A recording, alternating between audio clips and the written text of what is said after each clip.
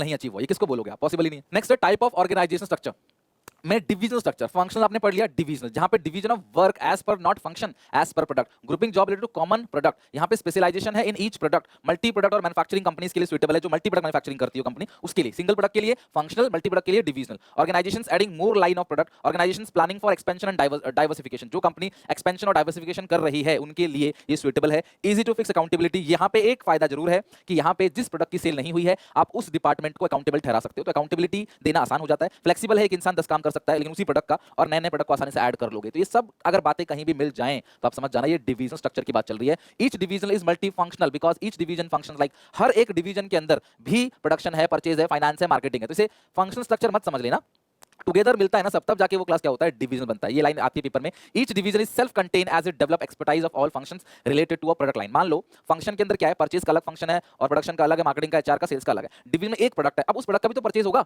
उस प्रोडक्ट की भी तो मार्केटिंग होगी, उस प्रोडक्ट का भी तो सेल्स होगा, तो डिवीजन के अंदर ही फंक्शनल भी है। तो ऐसी चीज जहां पे आए वो समझना, वो डिवीजन स्ट्रक्चर है, सेल्फ कंटेन वाला जो आ जाए ना वर्ड, तो आप ये ध्यान रखना, ये बहुत इंपॉर्टेंट है। अगर आपको लिख के हाईलाइट करके दे रहा हूं ना मैं एनसीईआरटी, तो बहुत ज्यादा फायदे की चीज है, आप ध्यान रखना। एडवांटेज क्या है, प्रोडक्ट स्पेशलाइजेशन।